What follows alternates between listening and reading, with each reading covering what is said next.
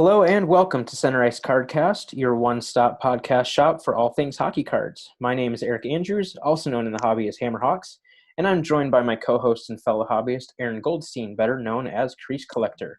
We'd planned on having this episode focus on the CHL SP game used release, but unfortunately it was pushed back to August 5th, so obviously we can't really talk about it just yet.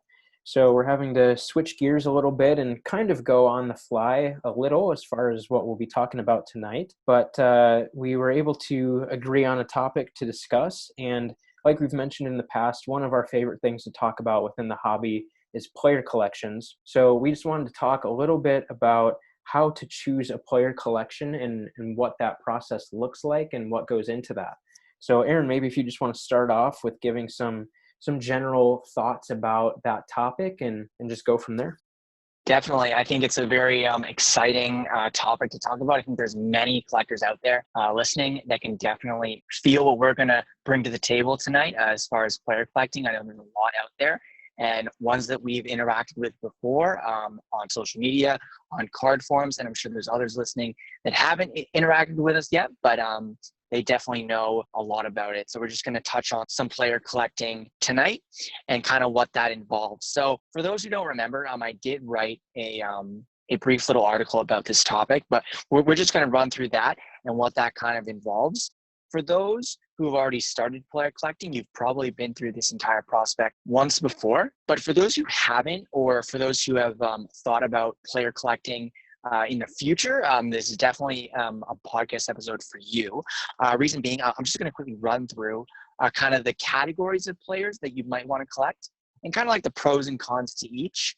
And so if you're kind of on the fence of player collecting, or if you are player collecting already but are considering a new collection, it's definitely something that you're going to be interested in. So the first few categories that I want to touch on are kind of prospects, the semi-stars, or the superstar players, kind of which ones to collect, and again the pros and cons of each. So we're just going to start with the prospect. These kinds of players are, well, prospects. They might not have too many cards out there. Primarily they're going to have their junior cards out there, like some team issues or some CHL stuff as well, or some European issued cards and something like that, or they might not have any cards at all. A relatively new player, or one that's kind of came out of the woodwork and just kind of exploded on the scene, and they're going to be the next big thing, or just kind of floating in the draft, a mid to late round picks, something like that. They might not have any cards at all. So this kind of player is one that it's kind of interesting because you kind of get on the ground floor of these cards. It might be kind of boring to start because, like I said, they might not have any cards at all. So you might make the decision to collect this player with kind of nothing to go off. You've never seen them on a piece of cardboard before. So that's kind of like kind of a risk, I guess you could say, because you don't know how much they're going to get and how much future this player is going to have on cardboard, or a very little amount to start. So it's kind of good and bad because you get to pick up a couple of their cards, have a very small collection. Not really sure if they're going to have an impact long-term in the hobby, but it is a relatively cheap way to start until they get drafted to the NHL, which of course you're hoping for. Then there's going to be that rookie year set of cards that once they do make their debut, usually it's probably going to cost you. If you're collecting an up-and-coming prospect, the rookie year cards are probably going to be just based around height, whether it's a flash-in-the-pan type player, or even some of those lower-end prospects do command a certain premium value on their rookie cards, even if they're bumped up to the first line or like maybe a fourth line scrub. Those rookie year cards are going to be hot with a lot of collectors and team collectors alike. So it's probably going to cost you, quite a fair bit to get their NHL rookie cards together. But again, it's going to be one that you're going to get on the ground floor on. So you're going to get a chance to pick up those rare paralleled cards right out of the gate. Those fresh cards that are broken by the box breakers, by the case breakers. So collecting a prospect is definitely one of those things that it could definitely pay off in the long run because you've already got their main attraction on cardboard, the rookie card, already kind of all set, which is great. So now we're just going to talk about the semi-stars. So these players are probably some that you've seen play before, or you found, a newfound appreciation for these players. Maybe they're in their sophomore season, or maybe they're, a veteran in the NHL, a player that's stuck around a couple of years, and you know maybe you've seen them play live or something like that, and you've had a newfound appreciation for this player. So there is a lot of benefits to collecting kind of a semi-star.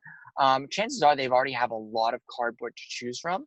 Some of the downsides are to collecting a semi-star is that you miss the boat on their rookie cards. So if you're going to decide to super collect this sort of player, chances are you're going to have to probably search a little longer for those rare parallels, or, say those one of ones to pop up again, if ever.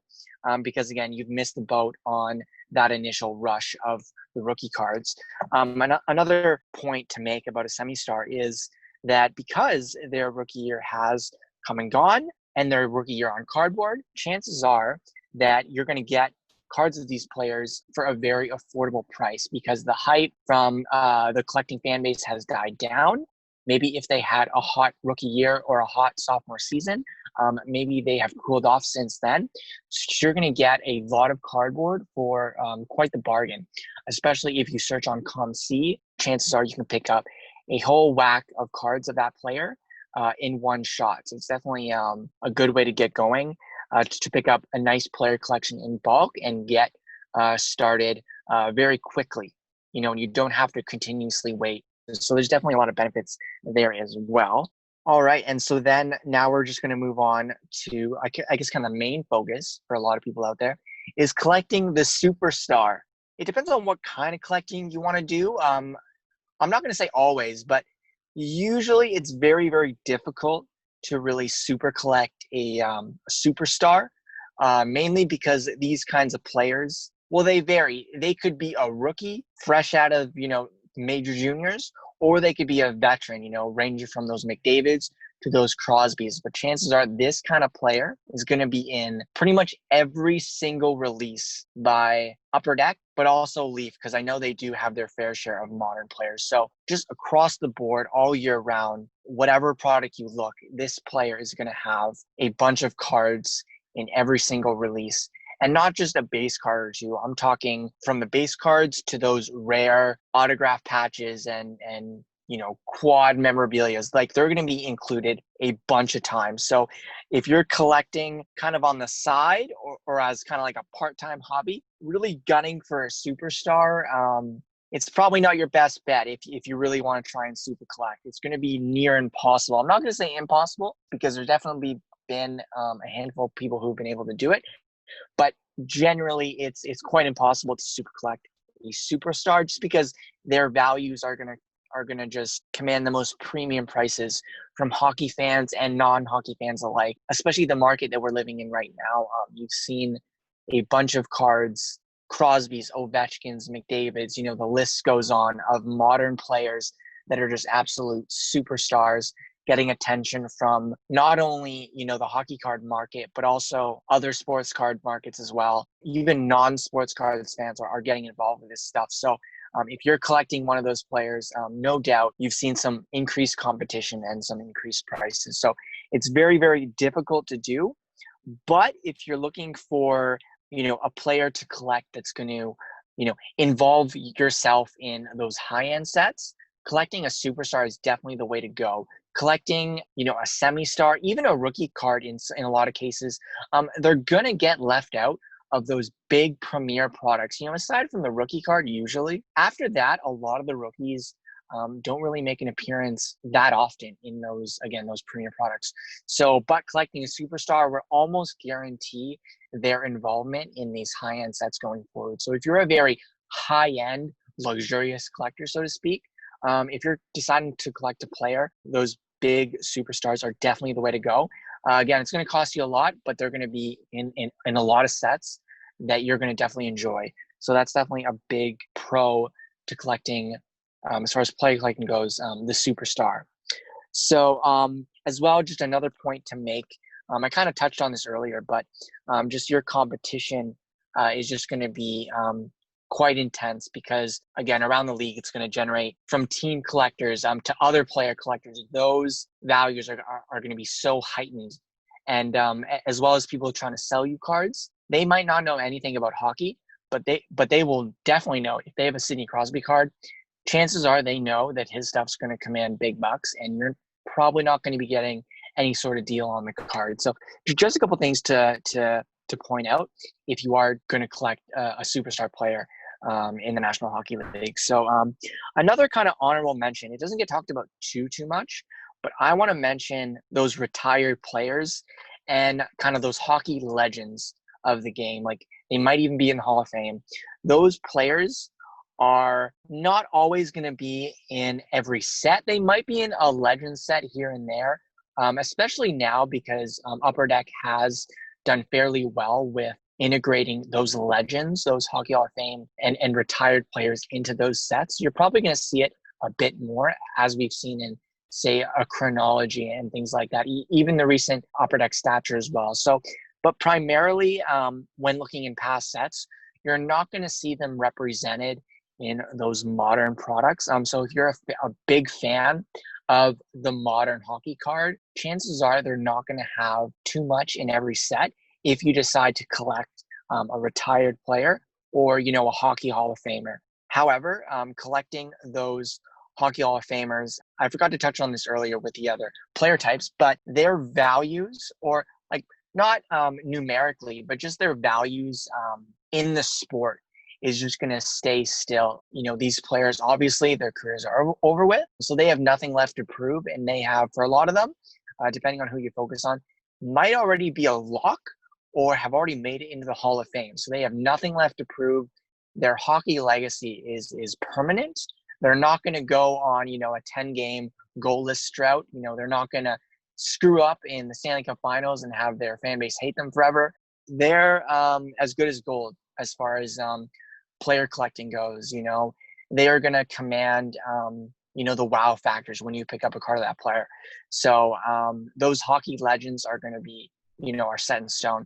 So if you want to collect a player that will not disappoint you the next season, definitely try and focus on a player that you like who is possibly already retired or in the Hall of Fame already, or a lock to be in the Hall of Fame, because their presence in the game of hockey is definitely one that's going to stay there for a long time. Aside from, say, a rookie card collector, I'm just going to kind of backtrack here. If you go into the big rookie year of a particular player, wanting to collect their cards, but also in the back of your mind looking at investment value, chances are 99% of the time you will lose money. It's unfortunate, and as much as we all would love to make money on our cards, especially on those collections that we hold a little close to our hearts, the rookie card is usually not the way to go. Collecting a player right off the hop like that, their cards will command maximum values and then proceed to drop from there. And very rarely will they increase. So if you're collecting from, say, a player / investment sort of view, collecting a player who is either a superstar or a retired player is probably your best bet, because the rookie cards, as fun as they are, as in demand as they are at the time, long term, unfortunately, the value just isn't there. So just another thing to kind of think about when you're deciding to collect a player, or have already collected a player either right now or in the past and are maybe deciding to pick it up again, or are really on a fence between a couple of players. And just another topic that we want to bring up, me and Eric have really been itching to talk about. And we really want you to ask yourselves this question, whether you're wanting to super collect this player, is that, are you collecting the player first and foremost, or are you really collecting that hometown team or your favorite team? Reason being is that we've seen this happen many times over the years, and it's definitely your right to do whatever you like with your cards and your collections. We're not trying to swing you one way or the other, but we've seen it countless times before where someone decides to collect a certain player heavily, and they invest, a ton of money into that player, and they're very passionate about that collection and about that player. It's all about that player.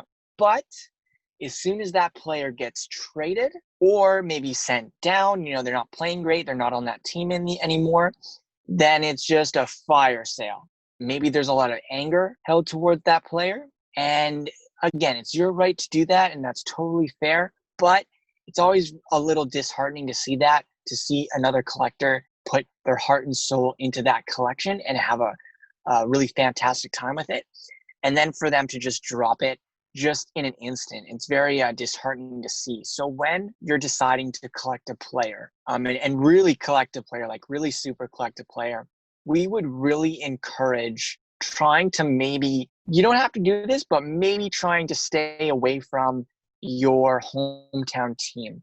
I've found over the years that it's almost better to go away from your home market to collect a player, because you know that from start to finish, you're collecting that player just because of who they are as a player, whether who they are as a person or who they are on the ice and what kind of skills they have. You just love the way they play their game, whether they're really a flashy player or, they're just someone who does their job really, really well. That's why you collect that player, not because the team logo on the front. If they get traded to your hometown team, great, awesome, like that's a bonus.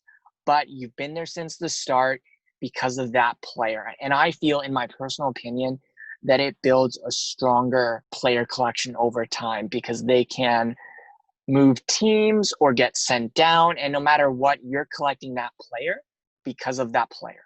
And that kind of never changes. The name on the back is always going to be the same. So I feel like that is a very important aspect to think about as well, because chances are your player, maybe not at first, but your player will probably get traded, or, maybe they're not playing great. They're going to get benched and they might not be that well liked by the hometown crowd. So I feel like it's a very important thing to mention, and that if you can, maybe try, especially if this is your first big player collection, maybe try and stay away from your hometown team.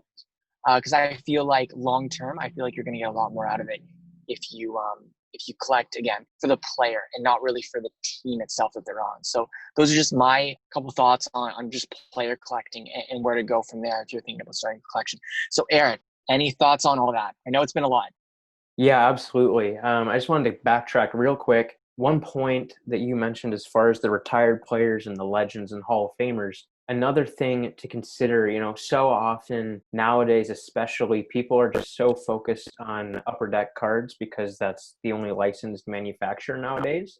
Right. But especially if you're focusing on those retired players, I think almost in a way, collecting cards from Leaf and President's Choice as well are really the way to go, because those manufacturers really focus on the retired players a lot more than Upper Deck does, for a number of reasons. But yeah, I mean, I think if you're really into collecting those older guys that haven't been around in the league for a while, Leaf and President's Choice are probably going to have a better assortment of stuff to offer on a more regular basis than Upper Deck would. You're going to see some things from Upper Deck here and there, and obviously if you're collecting Wayne Gretzky or someone like that, yeah, obviously he's going to be in almost every Upper Deck product. But, if you're just collecting a player that you liked back in the day, from your childhood or whatever it might be, someone that just isn't in the league anymore, odds are, somewhat decent that he probably has cards in Leaf products and potentially President's Choice as well. And oftentimes that's going to be, featuring memorabilia pieces as well. So you're going to be getting those high quality cards of those players that you like, even if it isn't necessarily coming from Upper Deck being the licensed manufacturer at this time. So I think that's just something really important to keep in mind, especially in that retired player realm. And then just to follow up as well on your thoughts about the collecting a player versus collecting a team, I think that is very, very, very important. Like you said, I have seen so often where someone will collect a hyped up prospect on their favorite team, and then any number of things could happen. The player gets traded, the player just is a bust and doesn't really have that great of a career. The player gets hurt earlier in his career and has to retire really early, whatever it might be, and then that person that has that collection, is kind of like, well, now what do I do with this? Because I don't really want this anymore.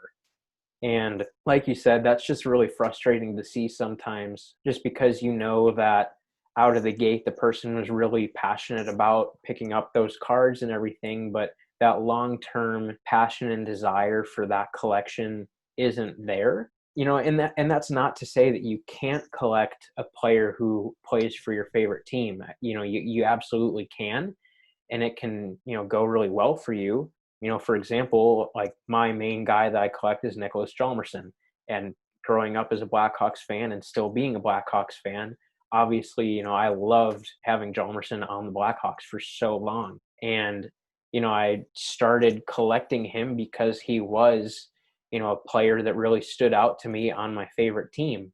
And when he got traded to Arizona back in 2017, that really personally just hurt. It sucked to have my favorite player get traded, and he's gone. But it also made me think about my collection and really assess, why do I collect him?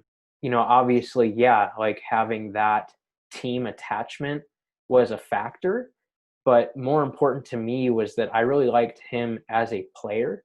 So even though he was no longer in Chicago, who he was as a player didn't change. He's still the same player.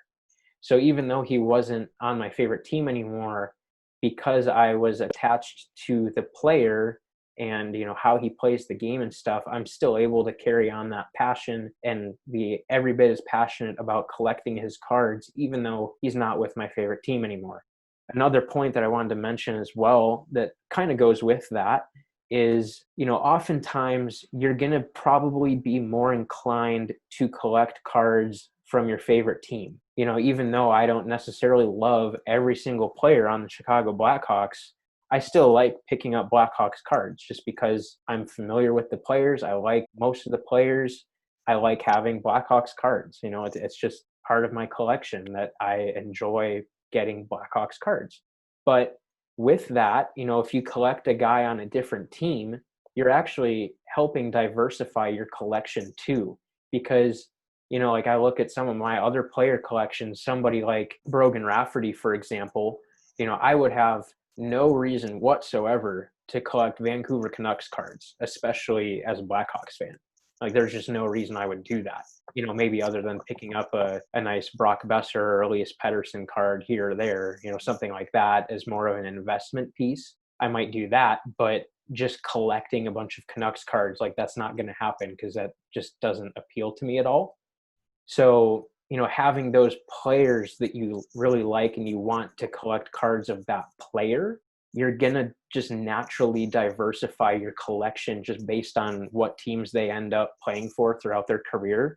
And I think that's really cool. Just even within one player collection, if a player goes and plays for a few teams, even just within that player collection, you're going to have cards from 2, 3, 4, however many different teams, and it just makes your collection more interesting. I look at someone like Ryan Dzingel, who of my player collections is probably the most traveled player at this point, having played for 3 different teams, even though he hasn't been in the league for super long. It's interesting to, say, okay, I have a bunch of Ottawa Senators cards. I have some Columbus Blue Jackets cards, and now I'm getting a lot of Carolina Hurricanes cards. And it's just cool to see that variety coming into my collection over the years. And obviously, like I said, it has nothing to do with the team, that he's pictured with or anything. It's just I collect him. He's a friend of mine. I want all of his cards. Like that's what it's about.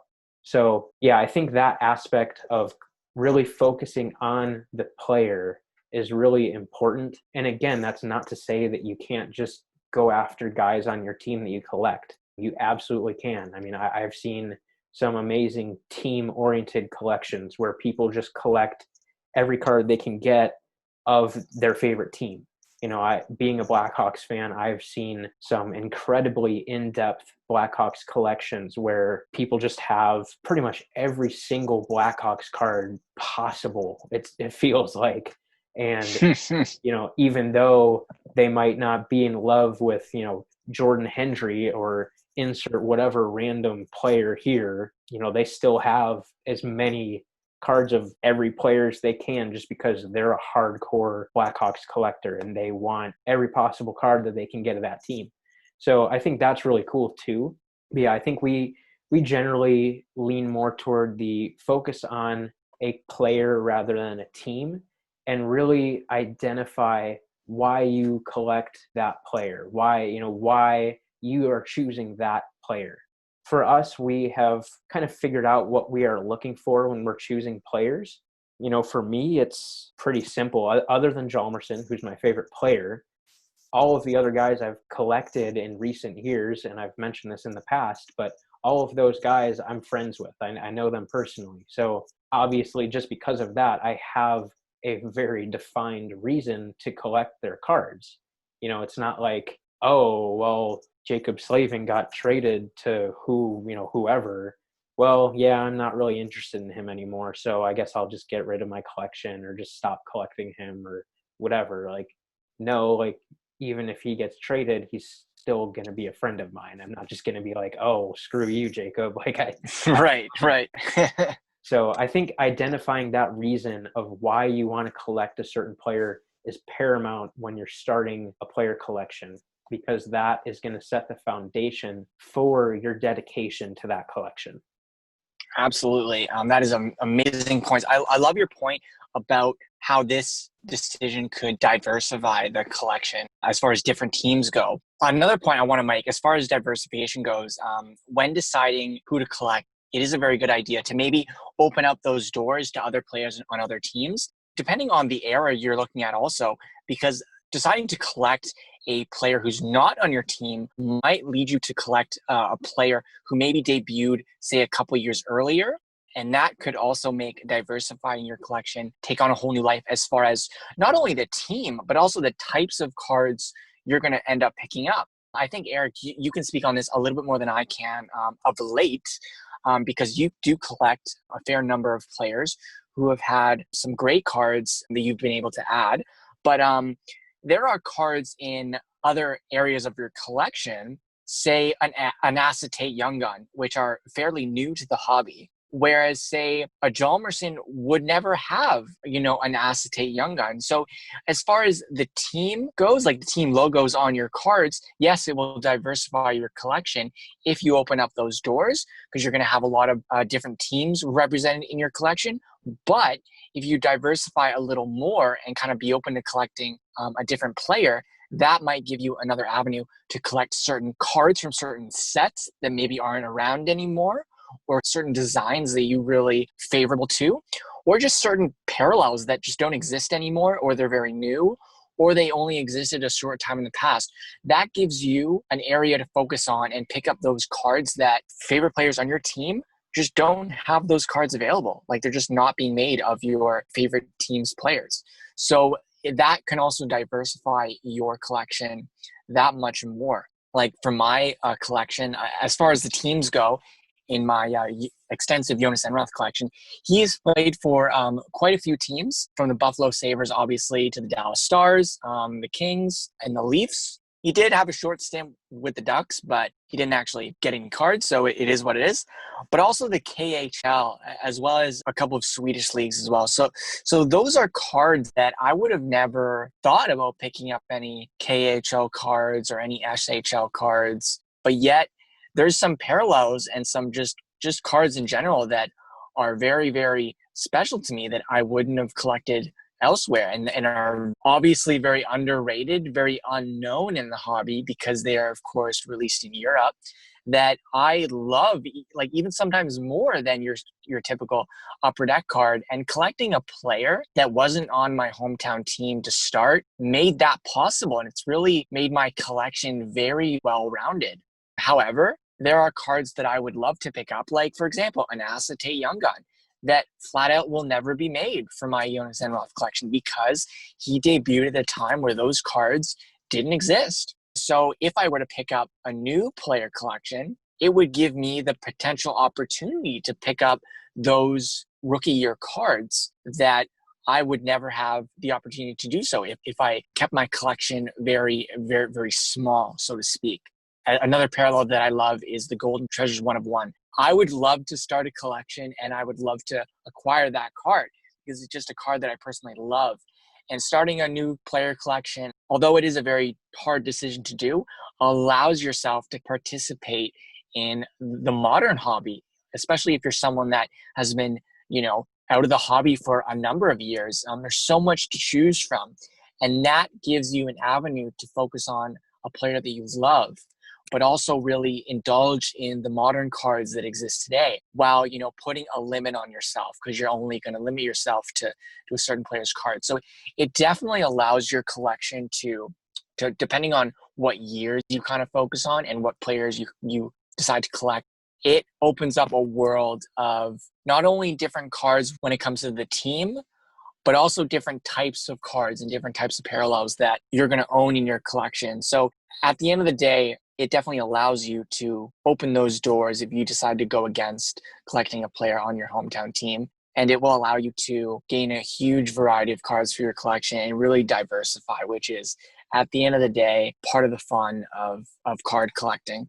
Another point to bring up when deciding to collect a player collector is definitely have some realistic expectations. This might seem possible if they're a prospect and they only have a few cards, or their rookie year is coming up, or they've already debuted and their rookie cards are coming up, and you might think, man, I'm gonna gun for 100% of their cards. We just want to caution you that, especially if you're new to the modern hobby, that is pretty much an impossibility just with the amount of products that come out every year. And with the amount of parallels and one of ones, if you're trying to collect literally one of each type of their cards, that's pretty much impossible. I've seen it done like once, and there is a collector on Hobby Insider actually who is collecting Abdulkader on the wings. Hopefully I'm pronouncing that right. And he's actually one or two cards away from completing about 300 cards and having every single one of their cards, not counting the printing plates or the one of ones and things like that, but it's just a very impressive collection and one that it's very hard to do that. So if you want to do that, I mean, it's possible, I guess, but don't get your hopes up. You'll never have 100% of their cards. Just the modern collecting space has just changed so much these past number of years. So it's very much a mathematical impossibility at this point. So just go into player collecting with some realistic expectations. This definitely isn't the 1990s or the 80s, so it's definitely very hard to do that. So we just want to caution you a bit on that. Eric, do you have anything to say about that? Yeah, another thing to consider with that too is if you got 100% of their cards, and say your player either doesn't get a lot of cards and his stuff, might be relatively easy to find each year, or if it's a retired player and he doesn't get, cards at this point anymore, and you have 100% of their cards, the chase is over. Like, you're done. Like, your collection's done. Like, there's nowhere to go with it. So, I think part of why the hobby is so enjoyable is that for the most part, there's always something else to go after and to acquire and stuff like that. If you did reach 100% for a player collection or whatever it might be, then that portion of your collection is just done. Like, you're done with focusing on that aspect of your collection. And, in some regards, that's good. Obviously, if you're collecting a set and you finish the set, that's great. That was the goal. And obviously, if you're super collecting a player, yeah, your goal is to get every single one of their cards. But at the same time, I think a lot of people would say that the chase is more exciting and rewarding than actually having a finished product. So I think it's good to keep that in mind, both of those things, that it's just not realistic anyway. But even if you did finish it, then it, in a way, kind of might almost be disappointing just because the chase is over. So yeah, I think it's good to kind of keep the big picture in mind and be content with that, and be satisfied with what you have while still having that hunger to find more. Like Aaron and I have just said, odds are good that there's always going to be something else out there that you don't have, whether it be you just can't find the card, or maybe it's really rare and somebody else has it and it just isn't available, or whatever the case might be. Odds are pretty good that in some way in your collection, especially with player collecting, that there's always going to be something else to be looking for or going after that you don't have. That is actually a really, really good point. I think we've all asked ourselves this question, at some point or the other, like, man, like I would really love 100% of these cards of this player. But I mean, if you really think about it, would you really want that? Like, I think if you're really, slugging it out for these cards, at some point it might feel like that, like, oh man, like, when's this going to be over kind of thing, especially in a very heavy paralleled set. But I think that's just part of the fun. And it really keeps the collection going for a good number of years, which is really, really fun. And it's something that you can look back on, especially if the player has, a good run in the NHL. It gives you definitely a lot of fun to chase in this hobby year after year. And it's definitely something that you can look back on, maybe when they do retire, or move to a different league or move overseas or something, that you can really look back on that collection over the years and just really admire it, and admire what you've put together, and all the stories and all the whales that you've picked up and things like that. And I think that would mean a little bit less if if you were just kind of given all these cards. I think the hunt is what really makes these cards mean something for us. So you won't have every single one of cards of these players, which, it's kind of a bummer sometimes, especially if you miss out on those ones. But I think that point really, really just hits home that the ones that you do pick up, big or small, it doesn't matter. You really are going to really cherish those cards. So Eric, that's a really good point, and I'm glad you brought it up. Yeah, and then one other thing that we wanted to talk about too, as far as a strategy about how to get into player collecting, there's nothing wrong with just starting small.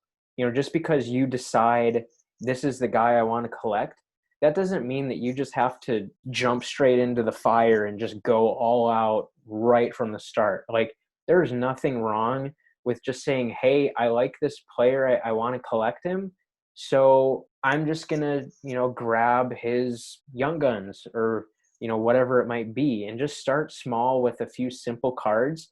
And even, I mean, that can serve as a way of kind of testing your collection and, see if you really do enjoy collecting that player and getting his cards. For me, I look at my Jalmerson collection. I never really started out with the mentality of being a super collector of his. I had picked up his MVP rookie card, I would assume in 2008. That was one of the earliest releases of the season. And being a Blackhawks fan and collector, I think I had just gotten that card. I don't know if I had bought a team set from MVP, or if I had just gotten it as part of a trade that, someone either just threw in, or it was just a small part of the deal, whatever it might have been. But that was my first Jalmerson card. And, at the time when I got it, I didn't really think much of it. It was really just another card for my Blackhawks collection. And from there, I think I might have gotten maybe like his OPG retro rookie year card shortly after, something like that.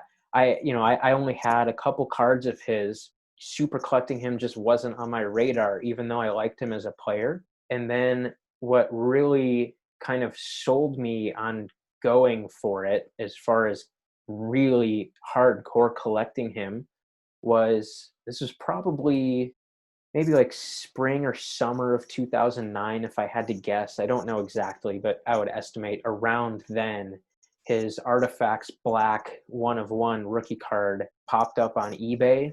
And, at that point, I was sold on him as a player. I really liked his game, and I just thought he had a bright future, as a piece for the Blackhawks moving forward. And that card surfaced on eBay, and I just said, hey, I'm just going to see if I can get it. I like him as a player, and this is a really sweet card, obviously one of his best cards that there is at this point. So if I can get it, I'm going to get it, just because, why not?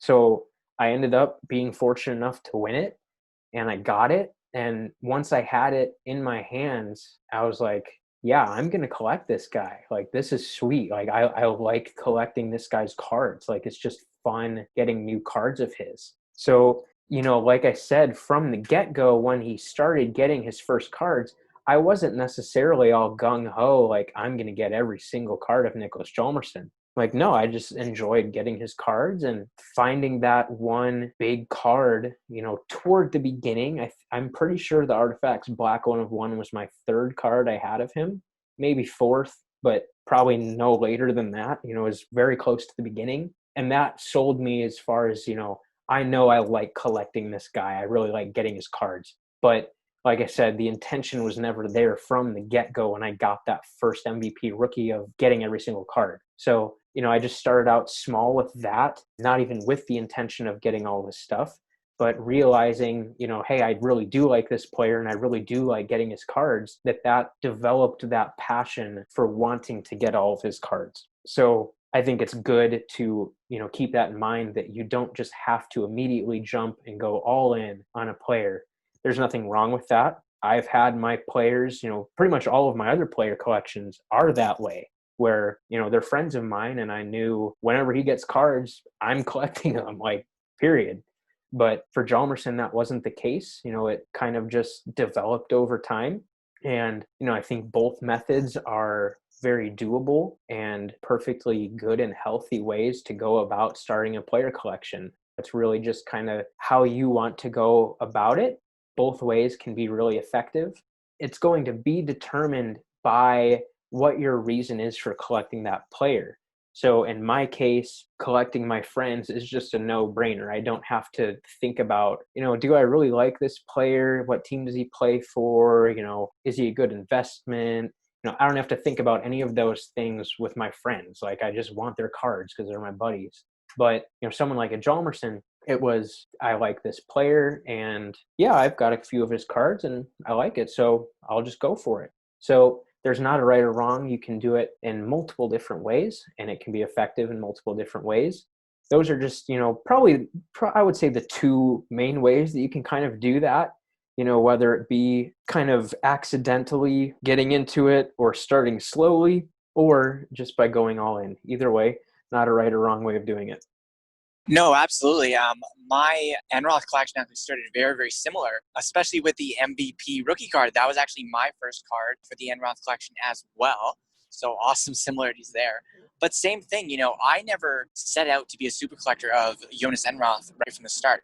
I was a big fan from when he was at the World Junior Championships, and then when he eventually made his NHL debut, and then eventually got his first NHL win against my Toronto Maple Leafs in 2010. But at some point, for some players, depending on who they are, starting small might literally be your only option. For Jonas Enroth, a lot of people might be surprised, but he had a lot of competition when first starting out in the league with his cards. Again, a lot of people might be shocked to hear this, but his most expensive RPA from the Cup, one of his craziest patches from that set, went for over $300 Canadian. So that just goes to show you his value that some of his cards were commanding back in the day. So for some players or some collectors wanting to collect a player, super collecting a player from their rookie year might not be possible just due to cost. Again, with Enroth, like some of his plates, his rookie year plates, were going for $70, $80 US. So that is something that I couldn't do back in high school. So it's something that, again, like I picked up a card here and there, but no possibility was I ever going to super collect. It was only years later that I had the financial means and the goal to start off a really big super collection and really get going from there. Yeah. And then just one last thing that we wanted to talk about with this that Aaron referenced earlier, but sometimes depending on who you're collecting, there may or may not be a lot of competition for that player's cards. And obviously you're going to see that a lot more with those higher end superstar level players, and we even see that to some extent with the guys we collect, not so much anymore, probably especially for you, Aaron, with Enroth not being in the league anymore. But I'm sure there still are a few other people out there that do collect his cards. KHL collectors are absolutely insane. But yeah, so continue anyway. Yeah, and I think that's also something to keep in mind. especially if, say, you're a newer collector or if you just don't have a huge budget for your collection. It's important to consider that there's, generally speaking, always going to be somebody else that has more money to spend on their collection or might have started their collection sooner. So they might just have gotten some cards at an earlier time when they were available that now they're not available. Maybe that's a one of one, or maybe it's just a show stamped card that just don't pop up after a while, or things of that sort. There's always probably going to be someone else out there that's competing with you for the cards that you want. Not always, but generally speaking, there probably will be, even if it's not necessarily another super collector of that player. Maybe there are set collectors for that specific set or parallel set or insert set, whatever it might be. Maybe it's just one of those hardcore team collectors, whatever it might be. And there's nothing wrong with that. And sometimes you're going to miss out on something, and that's okay. It's really not the end of the world.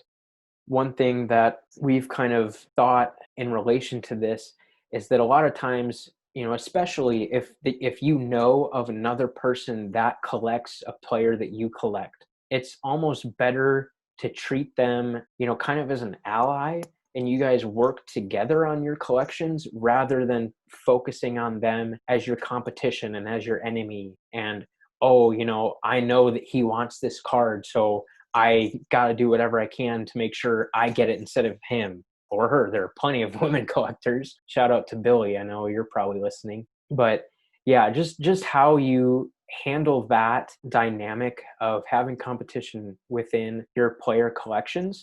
Like I said, we don't really see that a whole lot with our guys, but it does happen. I would say my main collection where I see that is probably Jacob Slavin, just because there are quite a few pretty hardcore Hurricanes collectors, and he is a very, very beloved player in the Hurricanes market. He's very much a fan favorite, just not only because of his play on the ice, but also just the involvement that he has in the Raleigh community. He's just very, very loved by the Hurricanes fan base. There's a lot of team collectors that just really like collecting his stuff.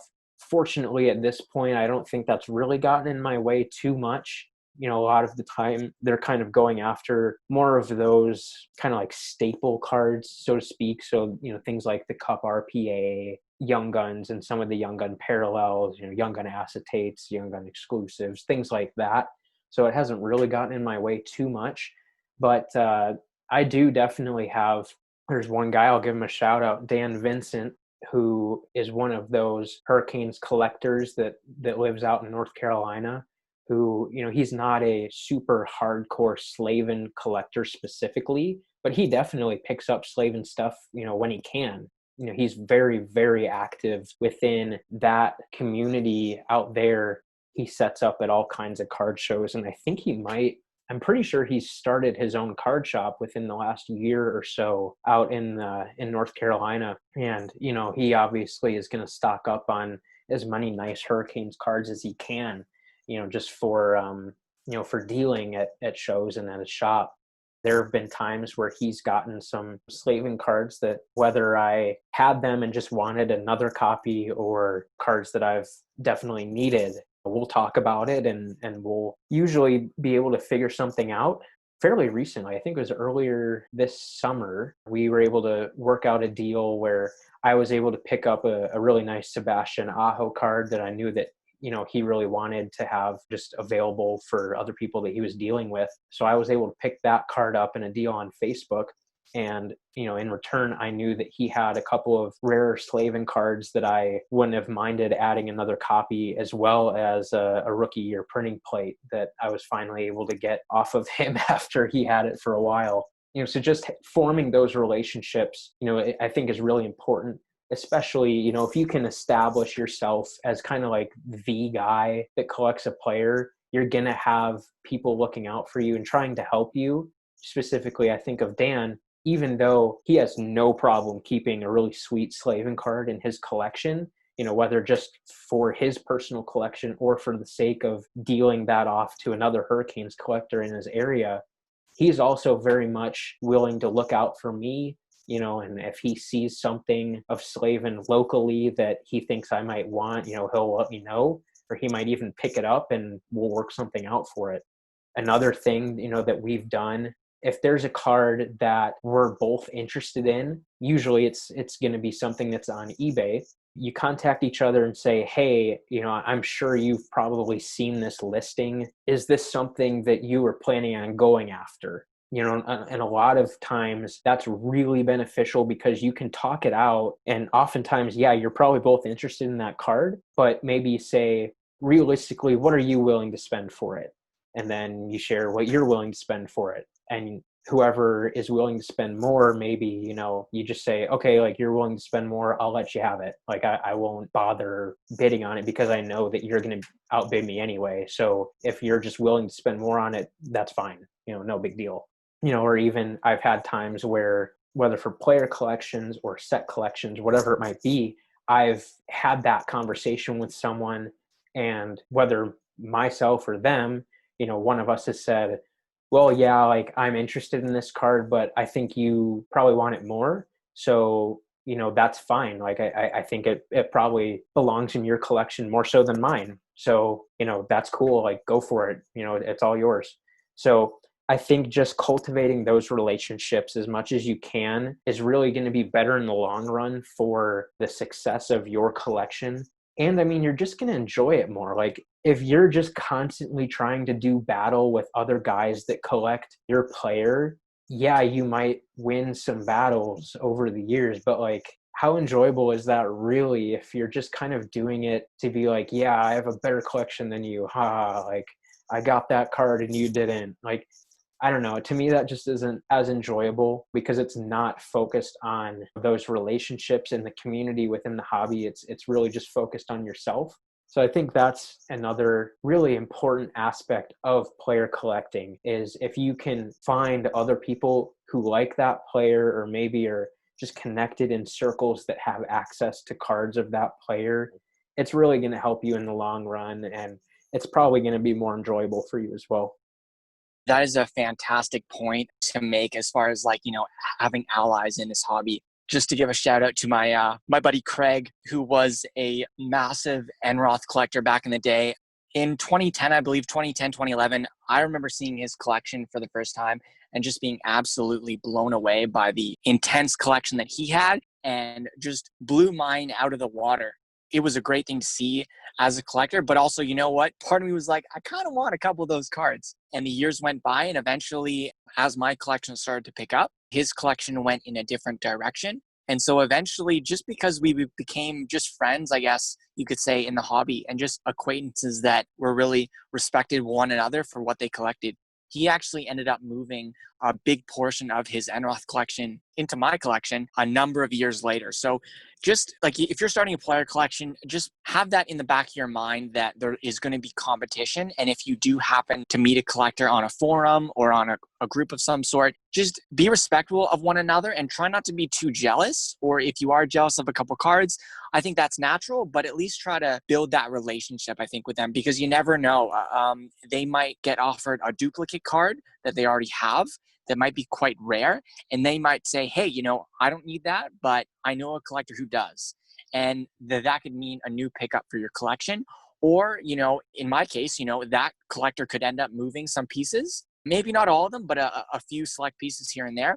And you might be the very first person they contact. So definitely, instead of go to war with those collectors, I think you want to make them your friends in this hobby. And I think that is, for both of our perspectives, through all the years that we've been collecting, that is just a tactic, I guess you could say, that has paid off immensely. And so just keep that in mind when you're starting a play collection and the competition that you face.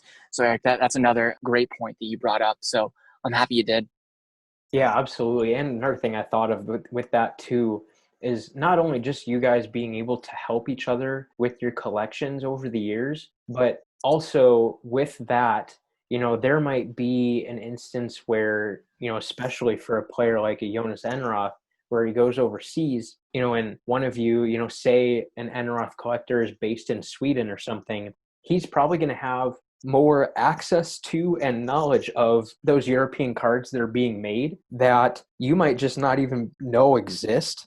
Oh, 100%. Sorry to jump back in, but yeah, that happens a few number of times, especially when I was just getting used to the lay of the land when it comes to European cards, or just KHL cards in general. There is a number of collectors from overseas, from Russia, from Belarus, and Sweden as well, who had just let me know about certain cards that I didn't know existed. Just because they collected Enroth or they collected Dynamo Minsk over in Belarus, that they were able to have access to those, sometimes those team issued cards that I would have never known existed, or, have a little bit of side information that, hey, Enroth is going to have a couple cards in his upcoming release, and I'm going to watch out for his stuff in my case break. Just things like that. Just keep those collectors very close if you can, because again, I can't stress this enough. It's paid off a number of times, and especially if you are new to cards or new to, say, European cards or something like that, where you do not know the lay of the land very well. Just make as much friends as you possibly can in this hobby, because let them be your eyes and ears, and just let the cards come to you, because you can't do it all yourself, especially in this day and age, with the amount of cards being broken and with the amount of deals being done over forums or Facebook groups. There's just a lot of cards changing hands. You need other people to help you out, and we promise you that you'll be rewarded with probably some really sweet cards that you wouldn't have been able to acquire otherwise if you branch out in the community with this amazing hobby. So just again, another thing to just look out for is those other collectors. It's just a very important aspect to touch on.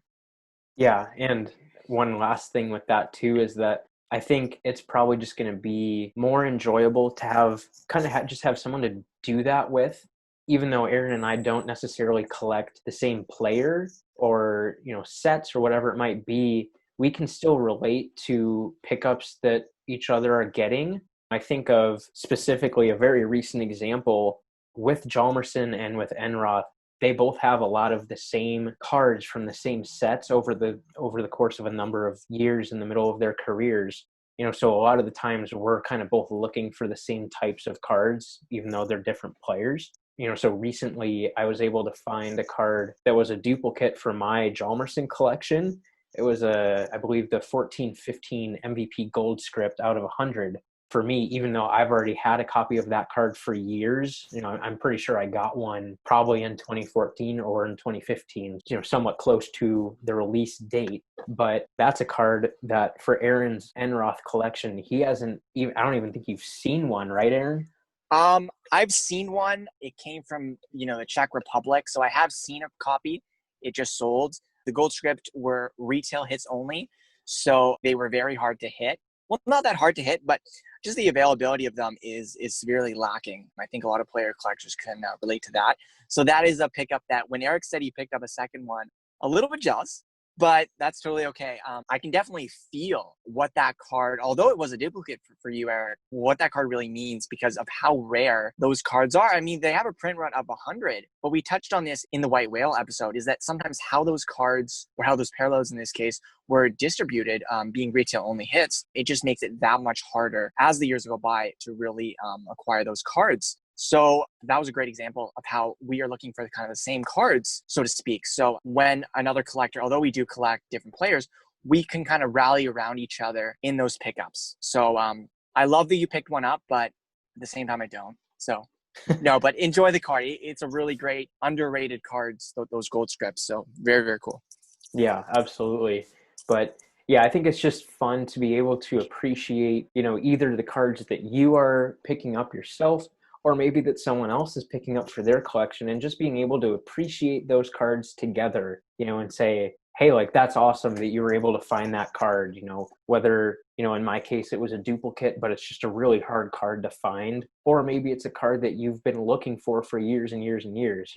If or when Aaron finally finds that Enroth MVP gold script, I'm going to know, like, man, that's a huge addition. How big of a card that is. Exactly. Yes, I mean, that's really all we had to talk about tonight. We just really wanted to focus on the rationale behind starting a player collection and how to do that. Let us know, we don't necessarily have any super specific interactive questions for you guys this time, but maybe, just kind of think of some off the top of our heads. Maybe if you do collect a specific player, maybe give us, your reason why you started collecting that player, and maybe, if you started collecting him right from the get-go, or if that's something that you started after the fact. I don't know. Do you have any other questions that you'd want to know from our listeners, Aaron? No, I think just for me personally, finding out how someone got started to collect a certain player, whether it be right off the top of their careers or just maybe a couple years down the road, they really had this surgence of need to collect this player for whatever reason. It's always cool to see why they started to collect this player and go on this hockey card journey, if you will. And of course, seeing those collections that resulted in that. So it's always a really cool thing. So if you have any stories about why you decided to collect a certain player, or, if you're on the fence of a couple guys, just let us know your thoughts around player collecting in general. It's always a very interesting topic, and one that I'm always down to talk about. That is for sure. Yeah, absolutely. Yeah, if there are any players that you guys are thinking about, jumping in and collecting their stuff, let us know. And if you're looking for, input on whether or not you should do that, we're both very much willing to talk about that with you guys. And if you want to know more about our experiences player collecting, we're happy to talk about that too. And I think that's really going to wrap it up for this episode. Hopefully for episode 10 next time, you can probably plan on us talking about CHL SP game used, assuming that it doesn't get pushed back again. But I would think that it should be good to go for this coming week. So definitely be on the lookout for that.